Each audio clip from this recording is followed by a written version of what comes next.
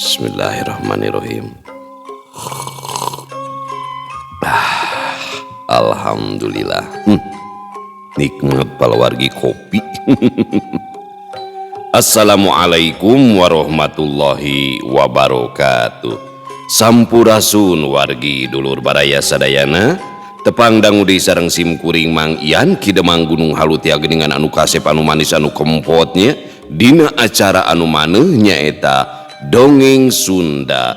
Dongeng zaman kiwari ala kiwari anu nyarioskeun lalakon kahirupan mangsa bihari atanapi kabaheulaan. Kumaha dararamang palawargi sadayana atau mugi aya dina ginanjar kawilujengan rahayu berkah salamet amin ya Allah ya robbal alamin. Waasnya dongeng teh kapungkur ramena teh dongeng teh konten klasik biasa nama urang teh jeung nini jeung akinya di mah bilik make batu baterai geningannya digilir-gilir antenuna teh nah tahu ngadengikeun di pipir imah batur dongeng di kitu pan baheula mah janten ieu teh mangrupikeun malikeun katineung ka mangsa kabaheulaan rusras kagagas waasnya asa cikeneh urang budak ayeuna sakilat sakojengkangnya geus baroga budak mahalahan budak urang teh budakan deui incuan da kitu palawargi sadayana nya kumaha atuh salajengna ieu lalakon kieu dina waktos ayeuna simkuring sejaneraskeun hanca anu katunda dina pedaran dongeng anu judulna Si Buntung Jago Tutugan bagian anu ka-22 karya Bapak Sukandar. Kumaha salajengna ilalakon Si Buntung Jago Tutugan anu dina episode kamari teh nya galungan antara Si Buntung Jago Tutugan jeung hiji jawara anu kahot anu gagah nyaeta Si Ruyung Kawung mangkaning Si Buntung Jago Tutugan mah suseueurna teh otodidak palawargi sadayana nya keraramena kamari teh. Ulah ka mana-mana tetep manco di channel YouTube-na Kisah Tanah Sunda. Namun satacana dilajeng kade ulah hilap nu tacan subscribe kana YouTube Nasim Kuringnya YouTube Kisah Tanah Sunda dongeng Sunda Mang Ian sareng kidemang gunung halumangga di subscribe heula supados tiasa kenging notifikasi kanggo satiap jejer carita nu salajengna oge nu sanesna. Anu parantos subscribe Nasim Kuring ngahaturkeun rebu nuhun laksa ketika bingahan atau mugia sing tiasa janten rencang nu ngahibur ka palawargi sadayana nya. Kaum ibu-ibu bari masaknya segegerohna, kaum bapak-bapak bari nyantai nyi kopai udud samsai ngabaheuhai nya.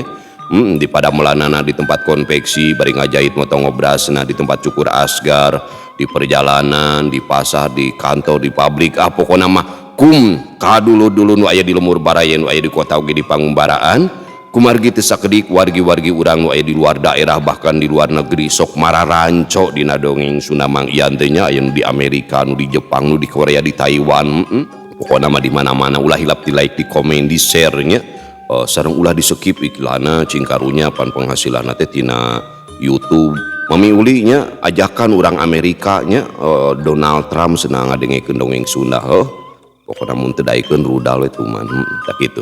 Sareng kumargi simkuring madang ngadongengna sanes dina radio anu tangtosna aya sponsor aya iklan sapertos kapungkurnya ieu mah etang-etang sejang ngahirupkeun deui ngamumule seni budaya basa Sunda di zaman kiwari khusus dina widang dongeng Sunda tah anu ngaraos kahibur kepedaran dongeng simkuring terasa hoyong apresiasi tiasa kana nomor dana ieu teh nya sabaraha we saikelasna etang-etang wewes parkir. Sareng kumargi pengarangna tos ngantunkeun dina tahun 80-an ieu mangrupikeun karya lawas tahun 1860 nya ieu teh karya teh.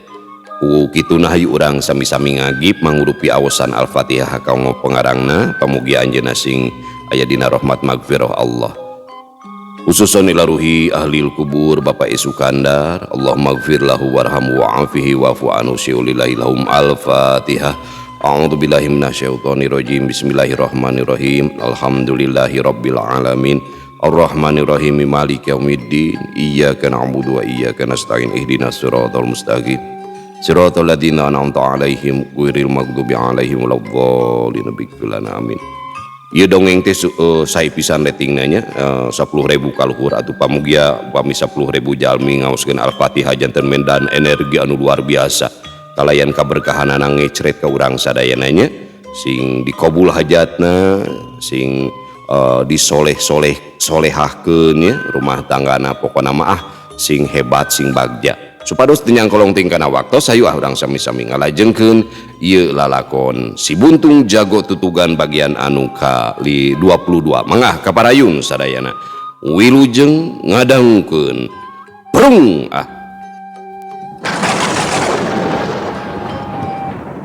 tapi Wijana oge surti kana gerakan Andi hiuk leungeun lawan anu nyampeuk teh kumanehna rek dikedet ngabarengan nyewukna peureup kencana dipake nimpug ke kemplong oro kaya Andi rikat ngagilek ka katuhu tius leungeun buntung narek dipake ngahanca dada tapi Wijana oge sangeuk ari kudu ngaranna pandi hanca ku leungeun buntung deui mah ku kituna ngagentak Wijana nyangeyengkeun badana ka kenca bari ngangsorodkeun suku kencana ka hareup bareng jeung eta hiuk leungeun katuna dipake mapag leungeun buntung Andi deus dua leungeun anu ngandung dua kekuatan anu kacida hebata teh bantrok jari jeug duanana mundur teu lepas tina akibatna sarta ngajadikeun rasa kaget pikeun duanana sebrut deui leungeun buntung nyasar iga gilek Wijana dina lengka opat ulin alip deus disusul ku teunggelan kedet dina ulin madi anu tumrapna ka Andi kacida karasa nyerina sakedet netra oge ku Andi geus kanyahoan teunggelan Wijana teh di mana sumberna sabab gerakan eta teh geus kapimilik oge ku dirina teu dipake sote bane wae manehna mah ukur ngandelkeun kakuatan leungeun buntungna oge pangpang namah dicaram ku anu jadi guruna nyaeta Pamardaka sangkan ulah gana-gana digunakeun lamun teu perlu-perlu teuing mah lantaran anu kudu dipikirkeun teh mamalana mikir kadinya Andi geus teu wae lamun ieu lawan teh geus teu bisa dianggap enteng ku kituna pikeun gancang-gancang ngarengsekeun patlakna ngagentak manehna ngawangun pasangan gerakan gelap ngampar sebrut baina rajang jurus-jurus anu ngaruntuhi tujuh teh terus ngahujanan badan Wijana nepi ka ngoleablir katebak angin sarta ragragna teh jauh pisan Pamajid teu kira-kira kagetna nah jurus gelap ngampar teh bet bisa dipiboga ku Andi tapi harita manehna leuwih mentingkeun kana kasalametan Wijana ku kituna ngagentak muruka Wijana anu mimiti ngagubrag mah teu ujug-ujug bisa langsung hudang tapi pugu-pugu anu geus kapatri ku pangarti kasipu ku pangaweruh meh bareng jeung anjogna Pamajid korejat manehna hudang teu sakara-kara sasat lamun lain ninggang ka manehna mah asa pamohalan bisa menyat deui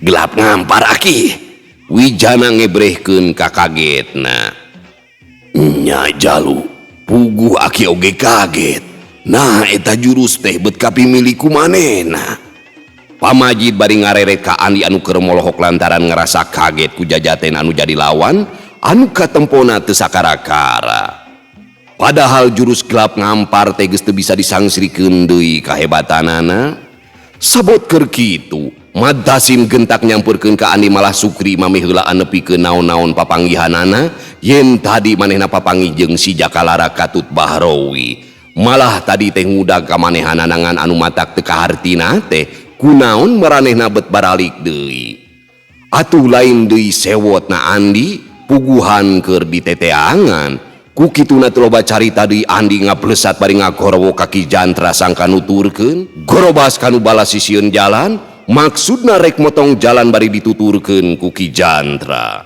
perkara anu jadi lawan cikeneh mah geus teu dipikirkeun deui lantaran dianggapna teu penting mangkelan Andi Wijana ngagorowo ngarasa panasaran sarta rek nanyakeun ti mana manehna ngabogaan jurus gelap ngampar ku kituna blesat bae Wijana ngudag tapi kakara oge sababaraha lengkah ujug-ujug seot di luhur aya nu nyororot sarta terus ngagapru kana sirahna horeng siruyuk anu tita tadi oge manehna mah geus aya cineten dina dahan kai ningalikeun dununganana anu keur tarung aduh naon ieu teh aduh Wijana ngagorowok bari leungeunna pakupisna kisan tapi sanggeus apal yen anu ngagapru kana sirahna teh teu kurang teu leuwih ti heulang ruyuk sakilat Wijana mesat ruyung kawungna dipake nyabetan anu antuk nama si ruyuk mumbul deui hibar ka luhur saterusna nyeot nuturkeun Andi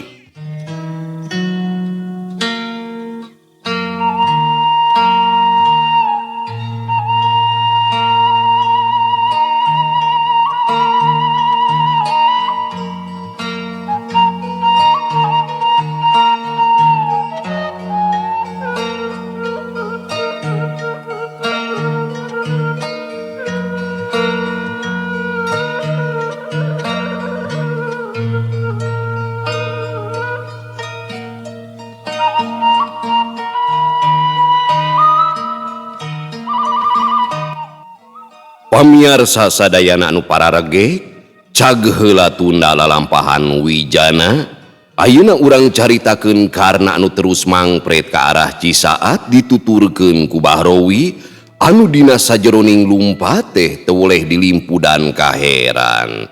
Naon sababna karna bet ngajak balik deui bari bangun pinuh ku kasieun?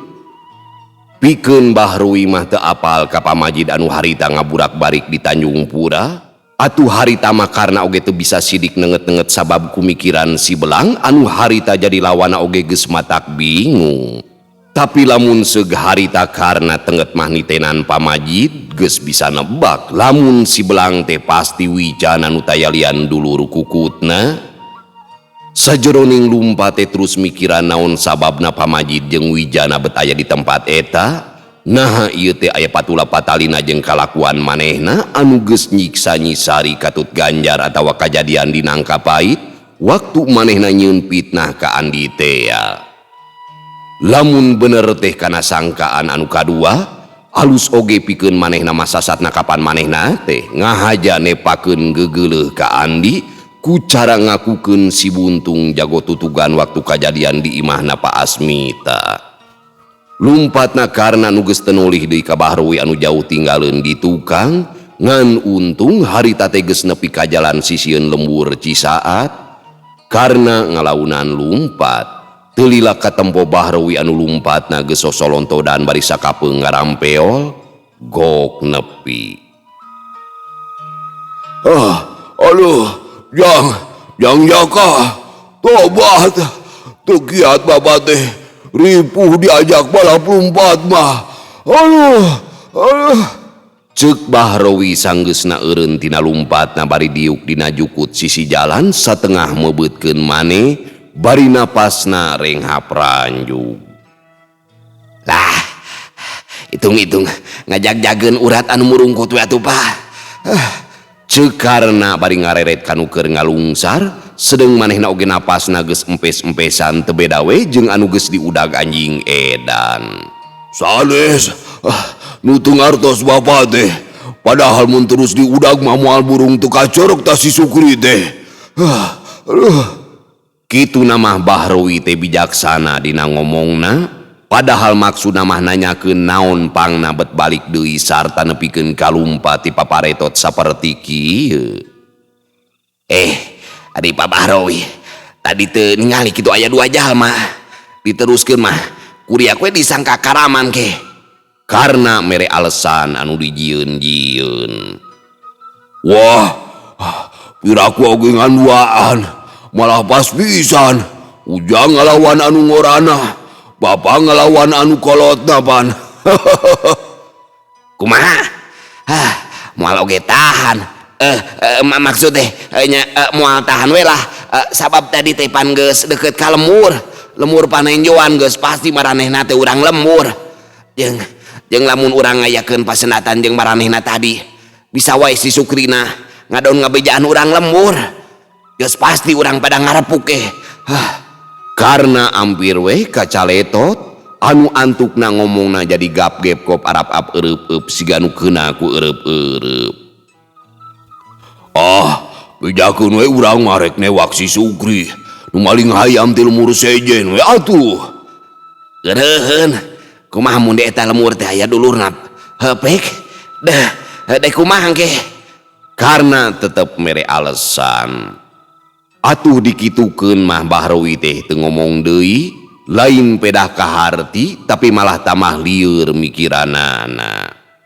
Ongkoh mah tadi Sukri teh ngahajarek di jorag ka imahna, sedengkeun kangaranan di lemburna pasti loba dulur barayana tapi teu matak jadi halangan, malah pokna sanajan dibantuan ku salemur oge rek diayonan.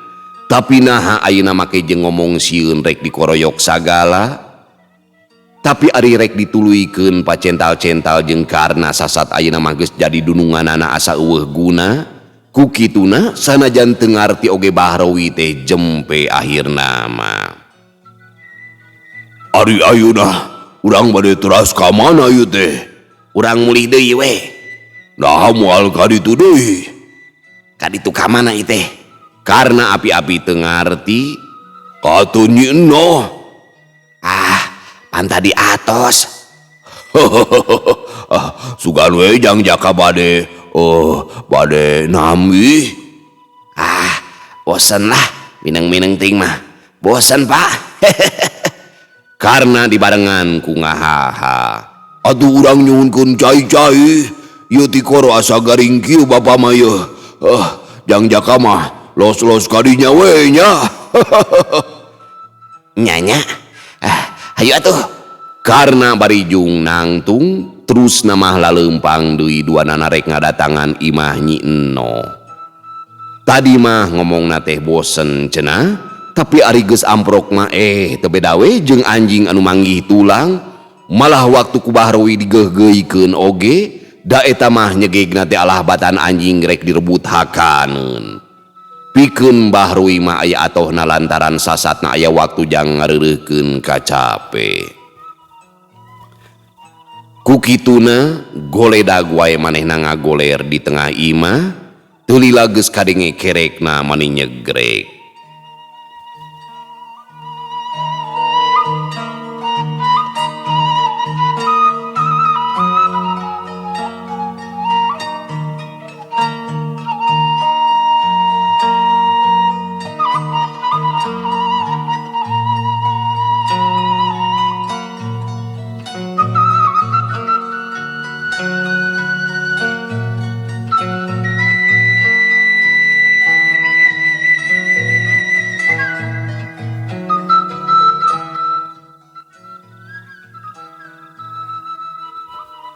Ari Andi jeung Ki Jantra sabadana ninggalkeun Wijana jeung Pamajid anu saterusna ngablecet rek ngudag karna teh marake jalan torobosan terus mapai jalan rondaan nepi ka jalan sisimpangan anu kabelah katua anu brasna ka Cisaat sedengkeun anu ka Kenca mah brasna ka Batu Gede. Didinya eureun heula nungguan bisi si Jaka teh aya di tukang kene. Tapi tetela deui anu diudag deh teu tembong kalangkang-kalangkangna acan. Tadina sanggeus karuhan karna tembol-embol teh rek ngagedig wae mudu Cisaat lantaran beja ti Sukri yen karna mineng ngotok ngowo didinya. Tapi sanggeus dipikirkeun asa tepi hadeun mun dijorag ka Cisaat. Keder we kalaka pada ngarapuku salemur sasatna ngadon sosoroh nyieun indung rurusuh bibit rurujit di lemur batur. Urang wih deui we pa, tos dugi ka Cisaat sigana masih Jaka teh. Ceuk Andi mutuskeun ngajak balik deui. Telat atuh da si Sukri mah ngabejaan teh. Ceuk Ki Jantra anu sarua ngarasa hanjelu. Sanes Sukri anu telat, tapi mangopeng anu salah. Bet laporan yen Sukri keur disiksa ku si Jaka jeung Pak Bahrowi, ari abdi rurusuhan teuing deui. Ari pek teh sanes geuning, sareng anu teu mata ka hartos teh. Naon sababna bet ngaganggu ka Sukri? Upami ninggal tina petana mah, tadi teh manehna siga nu ngahaja-haja bade nyieun riributan. Mung cuana teh, eta bet nyebat-nyebat si buntung geura. Ceuk Andi bari katempo kerung. Sareng nilik tina pangabisana mah estuning luhur pisan. Ieu mah kacedah mata helok. Andi muji nu jadi lawana tadi bari saterusna mangahuleng siga aya nu dipikiran. Lamun tadi Sukri nyebutkeun yen eta dua jalma teh samemehna nanyakeun manehna mah, meureun Andi bisa ngahubungkeun jeung dua jalma anu neneangan manehna. Tapi puguh eta ingetanana teh digedekeun ka si Jakalara jeung Bahrowi anu saterusna mah leus we teu inget saeutik-eutik acan. Tapi rupina mah maranehna teh keur milarian si Jakalara oge. Margi reg Ki Jantra eureun nyaritana siga nu asa-asa malah deukeut-deukeut kana rasa paur deuk cacarita teh. Margi naon Pak? Andi bangunnya sedek.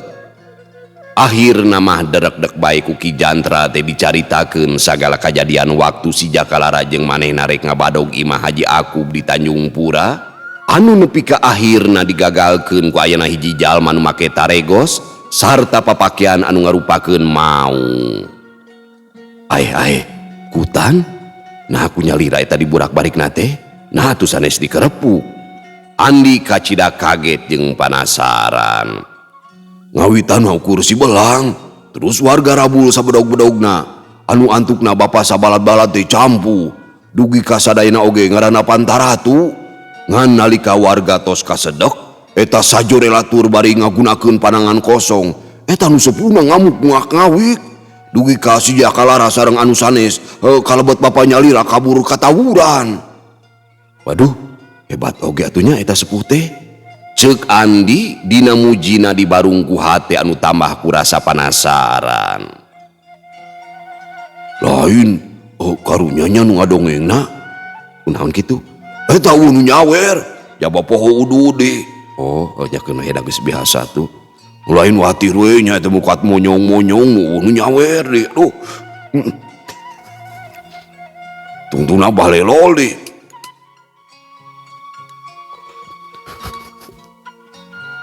Malah kuningal gerakanana tadi waktos padungdung sareng Jang Andi. Bapa gaduh kayakinan yen eta nu ngaranna teh anu harita nganggo taregos mau. Ki Jantra ngebrehkeun pamanggihna. Piraku leres kitu eta teh Pak? Leres Jang.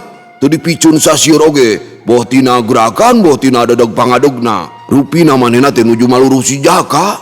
Nu mawi ayeuna aya di dieu.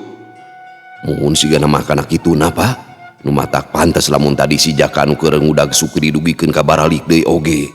Nya eta atuh bet ngadon ribut jeung urang geuning. Da eta Mang Openg bet salah ngainformasikeun deui. Sareng abdina di teu asak sasar ujug main tarajang wae. Duh. Andi satengah anu ngarasa kaduhung. Namun ayeuna moal naon kitu? Sok sieun we maranehna teh ngadon ngamuk. Rupina mah moal Jang Andi. Atuh ayeuna mah urang ka ditu deui we nyusul. Namun bapa we nyaliranya nu ka dituna. Abdi mah bade katangulun menakan pamardaka. Punten pang dugikeun we perkawis ieu ka Mat Dasim. Andi ngadon mercayakeun ka Ki Jantra katurug hayang manggihan pamardaka nu jadi guruna. Kata mah hoream ari kudu panggih jeung urut lawana lain lantaran ngarasa seber. Tapi ieu mah samata-mata ngarasa era ngarumasakeun lamun manehna teh kurang asak sasar. Gerang sae Jang Andi. Mending oge sareng atuh. Ki Jantra oge horeameun lantaran ari hatena mah tetep we ngarasa sieun dirina kanyahoan pernah nyieun riweuh di Tanjung Pura. Memang kasieun Ki Jantra teh teu salah-salah teuing. Sabab pamardaka mah cantang tu apaleun sabab harita datangna teh mangsa keur meujeuhna campu. Tapi ari Wijana mah geus tangtu apal lantaran samemeh tarung jeung si Jakalara teh manehna geus bisa nitenan kabeh musuh-musuhna lantaran kapan harita teh kabeh oge ngajeng-jereng ngahapit karna alias si Jakalara. Atuh tadi waktu Wijana padungdung jeung Andi Ki Jantra mah datangna pandeuri jeung waktu Andi ngablesat rek ngudag karna teh Andi ngajak Ki Jantra cacakan mun manehna teu indit mah geus tangtu bakal kanyahoan ku Wijana. Tapi kawasna wae Ki Jantra teh kudu salamet barang anjog ka tempat urut galungan teh Wijana jeung pamajid geus areuweuh. Harita sanggeusna Andi ngablecet ngudag karna pamajid teh nyamperkeun ka Mat Dasim sarta nu sejena terus mereka terangan yen memang manehna teh keur neangan Andi tapi lain rek aya maksud goreng ngan saukur rek hayang nanyakeun sarta minta katerangan. Sabab waktu Pak Asmita nu jadi akina Wijana kadatangan jalma-jalma nu rek ngarogahala ka imahna di antara uwah-uwah anu nyieun kariweuhan teh dina kalaburna bet aya nu ngaku-ngaku dirina si Buntung jago tutugan. Malahan mah nepikeun ka susumbar nitah nyusul ka tutugan.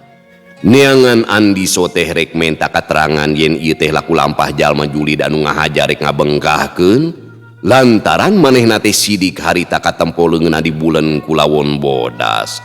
Hal eta oge cantang tu hiji kapastian lamun manehna teh Andi sasat anu geus kasohor dilandih si Buntung jago tutugan anu cenah ahli tutulung.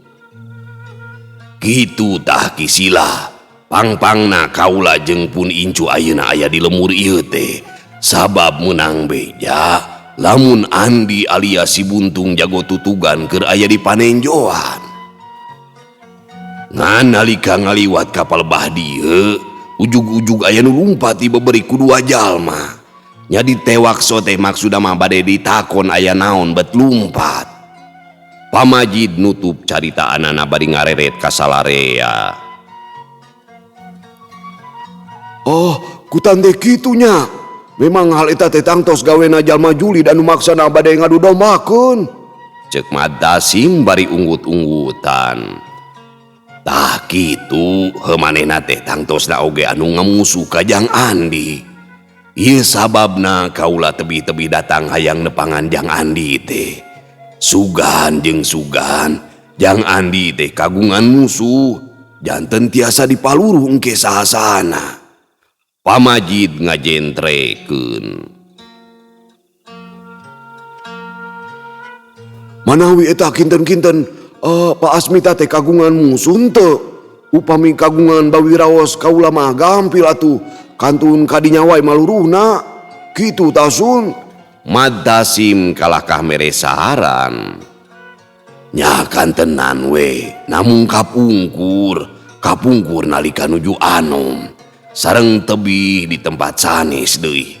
Upami saumpamana anjeunna, piraku atuh make nyabit-nyabit kasih buntung sagala. Ceuk Pamajid. Leres, mung musuna Jang Andi mah ukur komplotanana si Jaka. Margi anjeunna kapala begal. Tapi ayeuna mah si Jaka teh tos teu tiasa naon-naon di dieu mah. Margi teu boleh dibudak bari ku Jang Andi eta teh. Eta pangna Jang Andi katelah si jago tutugan teh lantaran ngawitanana mangaburakna teh di lebah tutugan. Ceuk Mat Dasim. Saha pa si Jakalara teh? Wijana ayeuna mah milu nimbrung. Leres Ujang. Nah geuning sapertos anu uninga ka si Jakalara. Mat Dasim malik nanya semu heran. Nya kantenan we terang mah. Margi kantos tepang malahan dugikeun ka patelak waktos anjeunna nyieun ririweuh di Tanjung Pura. Namun teu kantos ningal rarayana mah margi anjeunna nganggo taregos hideung sarta acuk hideung anu digambaran lancah mau. Ae, kutan teh. Atuh pami kitu mah tewak we manehna. Heuh maksana teh da moal salah deui. Pasti manehna anu ngaku-ngaku si buntung teh. Malah tadi teh Jang Andi oge ngablecet so teh bade ngudag si Jakalara. Sabab geng wartos yen anjeunna nuju ngudag Jang Sukri. Mat Dasim bari ngareret ka Sukri. Leresnya Ki. Tadi teh katinggal aya 2 jalmi anu ngudag. Wijana bari ngareret ka Pamajid. Nya we nya, moal sapati-pati si Jaka ngabelecet balik deui lamun teu aya naon-naonna. Mat Dasim miheulaan mairan. Nya geus kitu mah Pamajid katut Wijana pada samiuk rek terus milu nyusul karna alias si Jakalara. Mat Dasim mereka terangan lamun si Jakalara dumukna di Gajah Ngambung. Lamun dek nyusul mending make jalan anu berasna ka Batu Gede ulah make jalan norobos saperti Andi. Anu dimaksud supaya si Jaka bisa kakepung. Geus kitu mah belecet wae Pamajid jeung Wijana Arindit sarta samemehna ngomong heula ka Mat Dasim lamun engke tang tu bakal nepungan deui Andi. Kitu nu matak waktu Ki Jantra datang teh manehna salamet teu kungsi papanggih jeung Pamajid sarta Wijana. Geus kitu rong heap Andi datang, derek-dek we ku Mat Dasim dicaritakeun naon anu bieu diobrolkeun ku Pamajid ngeunaan maksudna neneangan Andi. Kakara ayeuna mah ku Andi kaharti yen 2 jalma anu neneangan manehna teh nya 2 jalma eta pisan anu tetela Pamajid jeung Wijana. Ngan kulantaran harita Andi leuwih menting ke nepungan pamardaka, manehna teu balik deui malah ngadon nitah Ki Jantra. Antukna Andi Arindit deui jeung Ki Jantra anu teu boleh ngikintil, bakuna mah manehna teh ngarasa sieun papanggih jeung si Jakalara lamun indit-inditan sorangan teh. Sanggeus nepungan heula Ki Surdi, leos wae Andi ngajugjug ka Tangulun rek nepungan pamardaka. Si Ruyuk oge teu tinggal nuturkeun ka kalayangan di luhur, tempo-tempo sorana ngagelik.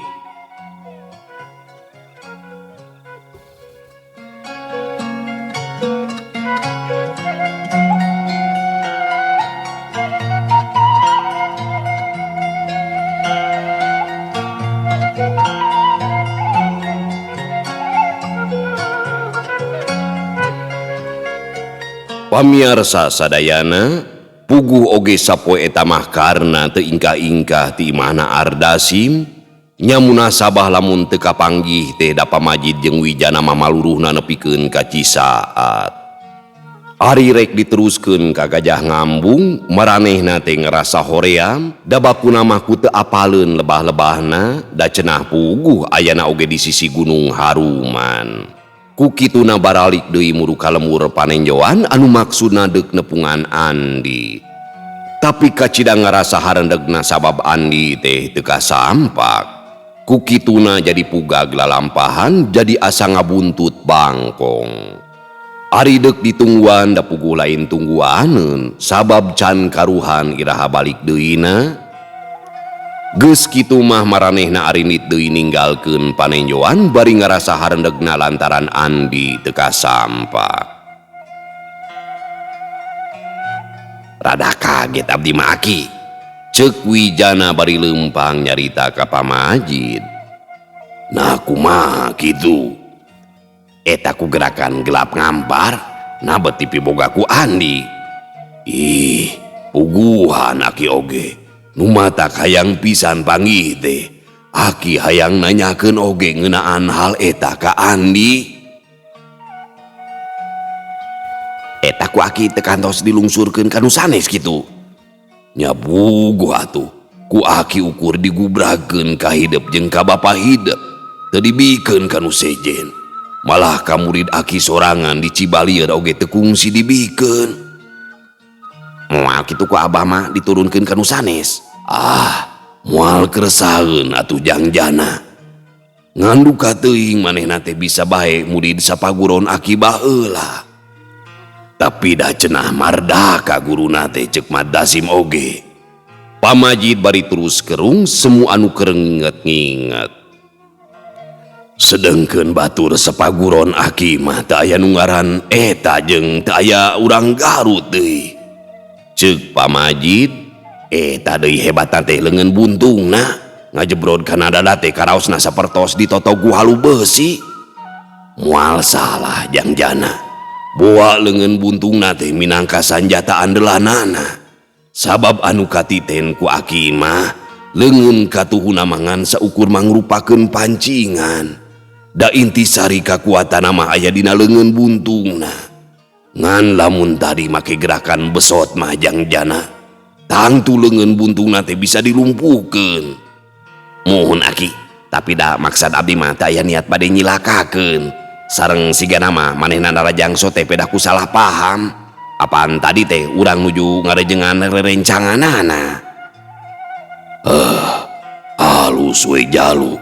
Memang ulah gampang digunakeun, sabab anu kudu diperhatikeun teh mamalana. Inget baheula we pamurtala oge nepikeun ka nyengled kulitna teh. Andi oge daya tahan mah kacida hebatna. Eta we ku abdi dikedet dina jurus ulin mandi teh mani teu kerel-kerel deui. Wijana teu eureun ngebrehkeun pamujina. Malah waktos igana ditotok ku gerakan caladi noktrok oge sapertos teu aya pangaruh. Atuh nalika pananganan digunting ku jurus Dewa Samadi oge pan manehna teh ngadon terus nyebrut narajang. Aya deui nu mata kelok mah aki. Naon teh ajang? Eta gerakan ngalayang sahibas dadana muni persis siga nu digunakeun ku si Jakalara waktos di Tanjung Pura. Malah abdi matos cop wae upami Andi sareng si Jakalara teh dulur sapaguron. Sarua matak teu kahartina teh. Nah gerakan gelap ngampar teh bet dipiboga ku Andi. Pamajid bari gogodeg.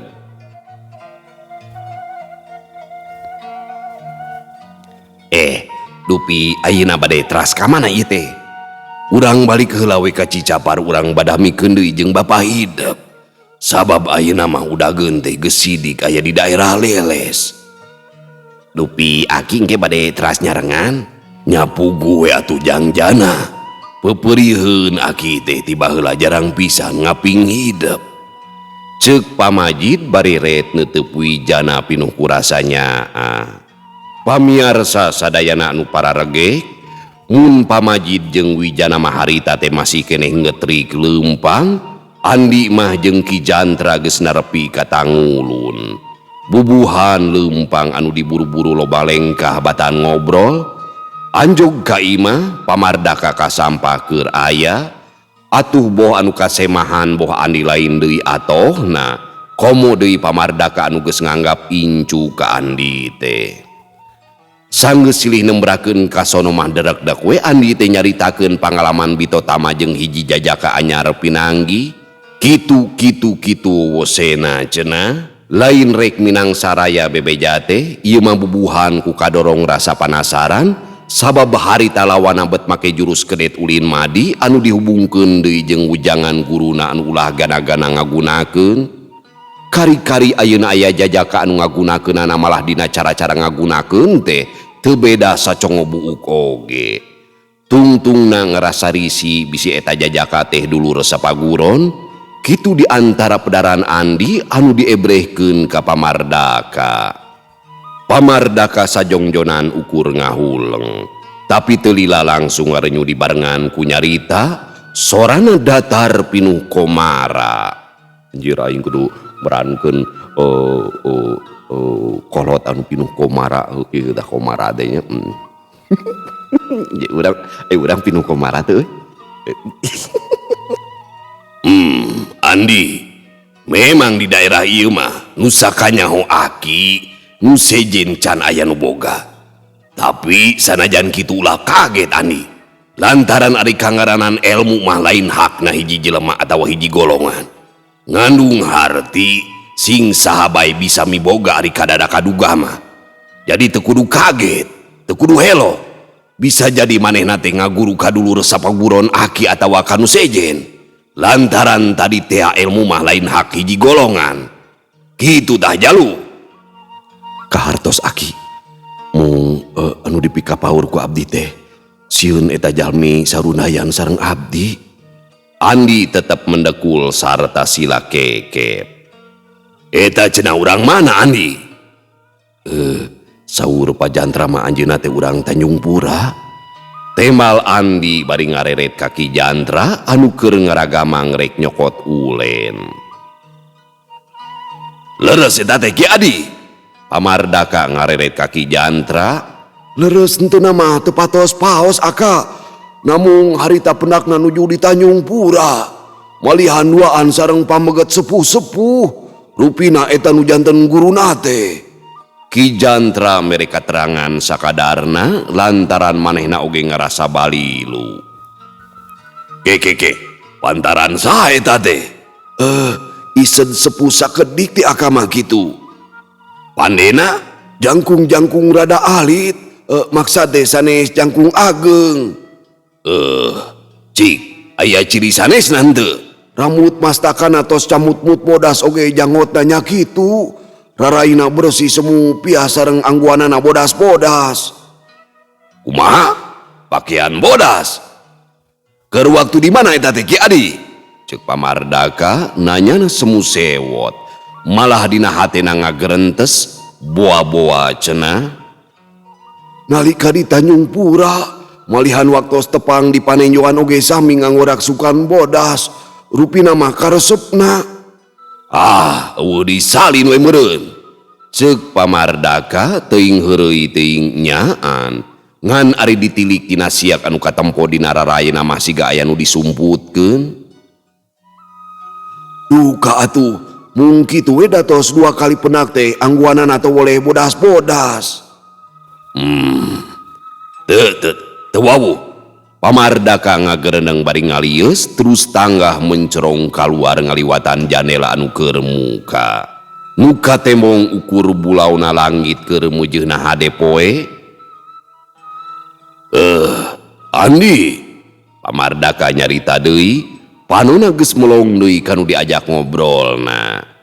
Lepas ti anu dipika paur yen eta masih sarundayan jeung hidup atawa lain.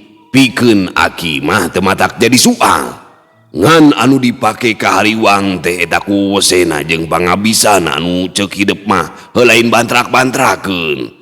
Hariwangna sieun ngadatangkeun mamala pikeun hidup.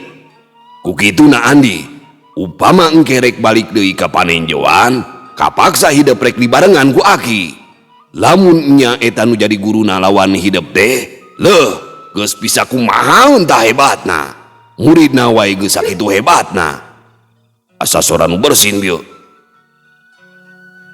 Eta bojona anu ngadongeng. Saha? Eta Bu Cicin teh geuningan. Oh, si Bawel. Keceplosan. Kemana? Cing itu tong nyar-nyar pi omongan itu pamardakanya euy. Oh, gitu tah.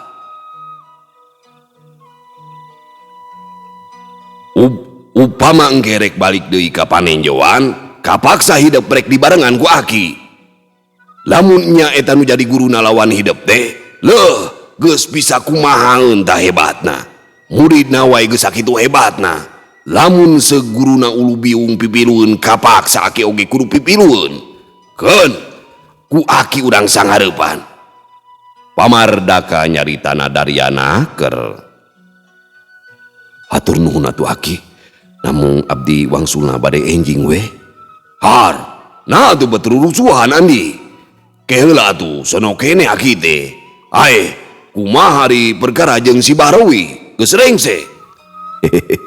Abdi wartosna ka Aki Sudi Musa dinten sumuhun asa diemutan ieu teh. Saperkawis Bahrowi anu ayeuna matos ngahiji sareng si Jakalara. Eta janten pasualan sanes kanggo abdi. Margi si Jaka tos mitnah abdi nalika anjeunna nyieun kaributan di Nangkapait. Numawi abdi janten patelak sareng jalmi anu nembe dicarioskeun anu teteh lalpat hartos. Derek-dek deui andi nyaritakeun naon hal anu kaliwat. Eta hidup apalieun si Jakalara geus nyebarkeun fitnah teh ti saha? Ti Pamad Tasim. Mad Tasim lanceukna Ki Jatma? Sumuhun leres aki. Saparantosna patelak sareng abdi teh anjeunna ngadugikeun katerangan naon sababna anjeunna milarian abdi. Temal andi. Ari hidup di mana bet apalieun anu geus nyebarkeun fitnah teh si Jakalara? Aya wiki salah saurang anu tipayun kantos janten anak buah si Jaka anu ayeuna anjeunna tos teu ngiring deui. Saha teh? Hatur punten abdi moal wakatiasa masihan terang saha-sahana. Mugi janten maklum. Andi kapaksa teu mere nyaho lantaran puguh jelema ge aya digigireun. Nah bisa dipercaya kitu. Bisi bae sabab kanggaranan jalma lamun geus misah ti balada mah sakabeung sok ngagogoreng tah teh. Moal ki pasti anjeunna tiasa dipercanten. Nya geus atuh. Isukan urang indit ke pananjoan. Rek sakalian ka Tanjung Pura oge teu nanaon lantaran aki oge heuh jadi ngarasa panasaran ieu teh.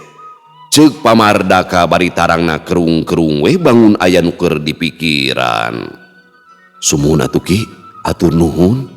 Andi kacida bungahna ayeuna mah sagala bangbaluhna karasa hampang sanggeus nu jadi guruna rek milu maturan.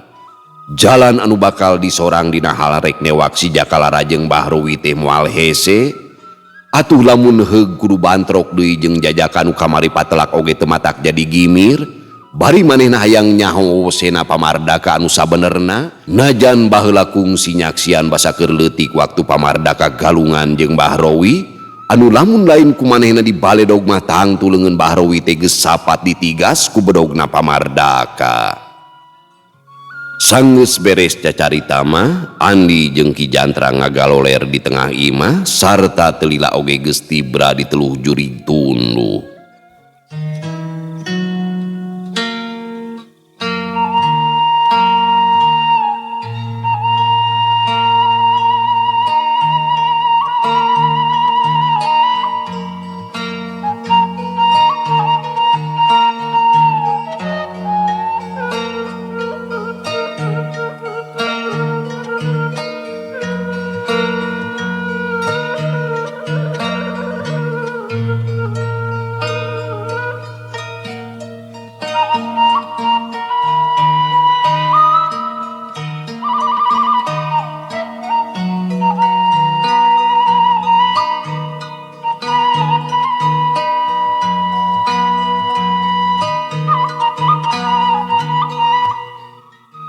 Isukna ajaman mah ti panenjoan teh pamardaka rek terus ka Tanjung Pura.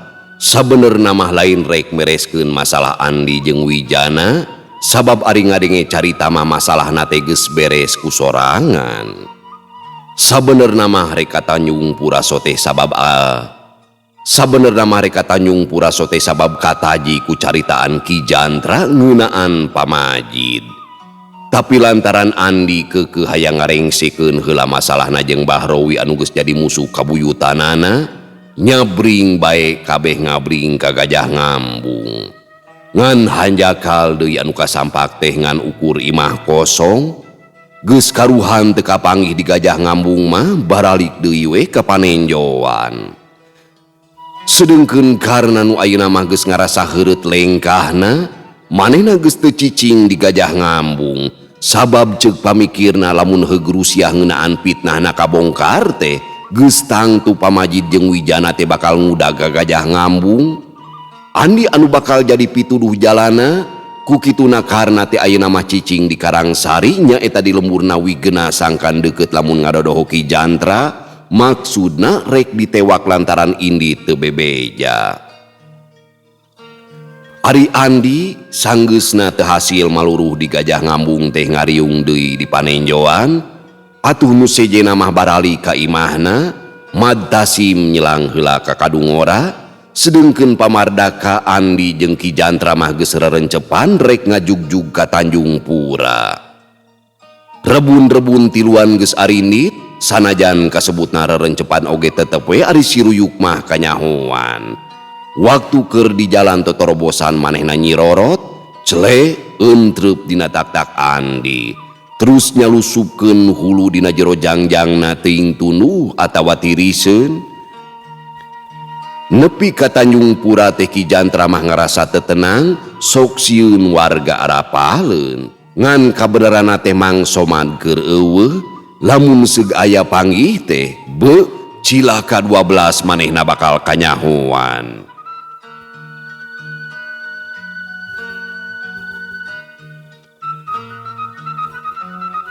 Ngaran di lemur anu keur harengheng, mireung anu ngabring teh geus pasti we matak curiga, ngan sanggeus mireung leungeun buntung mah kacurigaan warga lemur teh ngadadak leungit. Sabab kabeh oge geus pada nyaho ngeunaan carita si buntung anu geus ngaburak bari komplotan begal-begal anu salila ieu nyieun ririweuh. Teu wudu antukna mah ka Andi teh jadi loba anu nyambat, atuh teh hese maluruh Pamajid teh sabab keluarga dituduhkeun ka imahna Aki Uhro. Malah sakalian make menangaran sagala, ngan ayeuna mah cenah keur mulang ka Cicapar. Pikeun pamardaka mah teh hese sabab kari neruskeun we dina hal maluruh Pamajid teh teu kudu hese ngamimitian, sapaparat jalan teh manehna mikiran sabab teu boga dulur sapaguron anu ngaranna Pamajid. Tapi lamun dihubungkeun jeung padumukanana mah teu wae ngarah ka hiji ngaran Jawara Sakti anu miboga sifat sadu santa budi nyaeta Gumilar. Lamun nya teh Wijana anak atawa muridna Gumilar, moal aing moal hariwang jeung moal nepikeun ka papanjangan. Aing apal kana seke selerna anu miboga rasa jeung perasaan, landung kandungan lahir aisan, asak jejeuhan sarta tinimbangan. Kumaha we hulu wotana, malah mun bisa masih Andi teh kudu guguru tolab ilmu ka anjeunna. Kitu geurentes hate pamardaka, tapi hal eta teh can waka diebrehkeun ka Andi mah lantaran sok sieun nyalahan. Sadatangna ka panenjoan, Andi mah jeung Ki Jantra leos bae ka Cipancar. Maksudna saheulaanan mah Ki Jantra teh ulah wakasina balik ka hujung hariwang bisi dijora Gusi Jaka. Lantaran ngaragangan Ki Jantra, ku kituna mah loba karempan, nya jalana teh malibir ka Pasir Laku, tidinya kari meuntas ka Lebah Tutugan. Maksudna mah Ki Jantra teh rek ditempatkeun di cadas gantung. Tapi kakara oge nepi ka panggulan, malah Andi mah keur tatanggahan sabab ti mimiti Tanjung Pura siruyuk hiberna teu boleh ngablesat miheulaan. Gorobas! Ti palebah nu bala anu ngagorobas, burinyai aya nu ngaburinyai, blentrang, duk. aya hiji raga badag anu ngakedebut anu saterusna ngajajapang. Gerakan Andi dina ngabela diri sanajan sasatna dibongohan ti tukang ti arah balangah es tu matak ngagetkeun nu jadi lawan. Seperti kejadian harita, barang ngadenge anu ngagorobas teh awakna mah geus marengan gerak panenjona. Waktu mireng aya nu ngagorobas sarta aya nu ngaborelak tina hiji barang anu kasorot ku cahaya panon poe, leungeunna geus hideng nyabut siku-sikuna dipake mapag anu ngaborelak tadi. Sarta lengan buntungna kalawan pinuh ku ijiran sakilat dipake ngajebrod kana sasaran. Wah! Kadenge sora anu ngagerung bareng jeung ngakedebutna hiji awak anu labuh kana taneuh. Ki Jantra anu kasebutna geus legok tapak genteng kadek dina urusan kadugalan, geus mineng nyang hareupan oge, ari dina urusan karancing ngeusan panca indra mah jauh katinggaleun. Buktina manehna maka karanggeuh lamun aya jalma nu tanpa bemakrama anu rek ngagunasika ti bongohna. Padahal harita teh manehna keur aya di gigireun Andi, tapi teu bisa nitenan lamun rek aya nu narajang. Borengkal nu tadi labuh teh hudang, tenggelan leungeun buntung teh karasana matak nyaksera kana sakujur badan. Untungna Andi teu ngagunakeun tanaga sapinuhna lantaran mikir pibalukareunana. Andi teu nyangka saeutik oge lamun anu tadi narajang teh tayalian ti Ki Jalal Pancakarna Haji Qodir, bapana Jang Husein anu ayana di dinya teh lain ukur kabeneran. Tapi manehna ngahaja ngintip-ngintip Andi anu sok idek liher di dinya.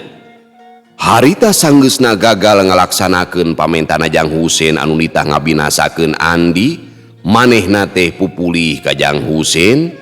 Tapi anu katarima teh batan buruh kadon bareu, manehna beak diesek-esekkeun anu antukna manehna dititah menta bantuan ka saha bae anu bisa ngalaksanakeun sagala kahayangna dina males kanyeri ka Andi. Sanggeus lila mikir kudu ka saha-sahana, nya akhirna Ki Jalal teh minta bantuan ka Ki Badra dulur sapagurona anu tingkat pangabisana aya di saluhureun manehna. Kukituna sanggeus meunang deui buruh anu lobana 5 ketip, manehna geuwat nepungan Ki Badra, kabeneranana teh keur nyampak, atuh sanggeus dicaritakeun sagala pamaksudana nama, Ki Badra teh nyanggupan. Lantaran dina nyaritakeunana teh make dibarengan rahul anu kaleulewihan. Hari perkara kuring eleh mah tumatak jadi nyeri hate aka. Kukituna pangarti kuring teh handap keneh meureunnan. Najan kudu munang wiwirang eleh ku budak satepak oge teu jadi soal. Tapi sanggeus bisa ngaragrakeun kuring teh, eta manehna susumar nangtang-nangtang paguru geura. Kumaha?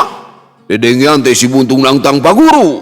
Ki Badra langsung nempas. Leres pisan aka, malah cenah ketrukun tah sakabeh muridna, rek dirempetkeun lah sakalian. Ngadenge kitu teh Ki Badra anu kasohor nama cenah manehna teh jawara ti Nagarawangi, langsung atuh sewot. Hal eta teh pikeun Ki Jalal mah kacida matak bungah dumeh sakali ieu mah rencanana teh tangtu bakal tinekanan. Tuman cenah si Andi teh kudu diwara, sajabana ti geus ngahina anu jadi guruna teh, si Andi nyata-nyata oge geus ngahihileudan hubungan Jang Husein jeung Nyi Euis. Eleuh pamiarsa sadayana, waktosna parantos teu nyekapan deui geuningan nya cag urang tuna di Hanyuang siang. Urang teuneun di haneulem sieum paranti nyokot tinggalkeun mangsa datang ka samper deui nya. Ulah hilap nyawerna ai bapa ai ece panjang meser kuota kanggo ngupload dina YouTube nya.